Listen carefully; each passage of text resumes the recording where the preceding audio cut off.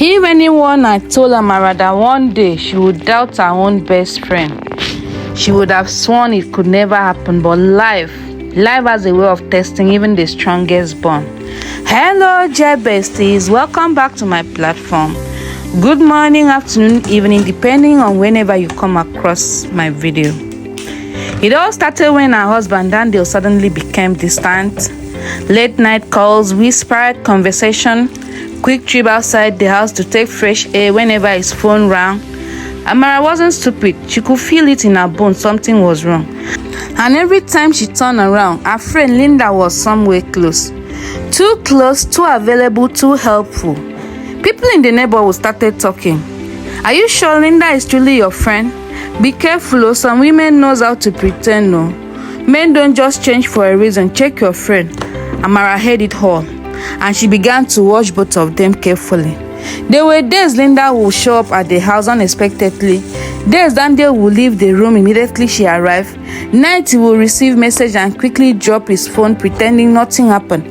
Amara's heart broke quietly. She couldn't confront them. She didn't want to lose her marriage to her friend or her friend. She kept observing and every sign pointed to betrayal. Then came the final blow.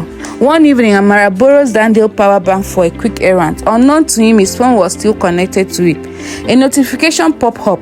It was a message from Linda.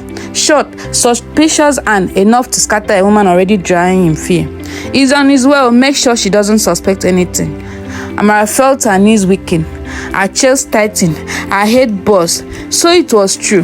Her friend, her husband, the secret meeting, the midnight calls. She dropped the power bank and sat on the floor, shaking uncontrollably. Betrayal had finally reached her doorstep. That night, she said nothing. She slept beside a man she suddenly felt she no longer knew.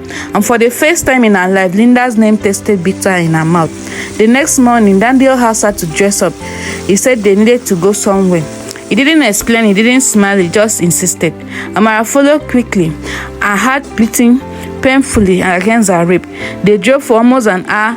The road felt like a journey into darkness. When they finally stopped, she saw Linda's car parked in front of a small restaurant. Amara's hand began to tremble. Her mouth went dry. Tears gathered immediately. So this is where you two meet, she whispered. Daniel didn't answer. He just held her hand and let her inside. And that was when Amara froze. Inside the restaurant were roses, candles, decorations, and a table set for two. Her and Daniel. Linda was standing beside the table. Confused, embarrassed, overwhelmed, Amara stepped back. Linda walked to her slowly and held her hands.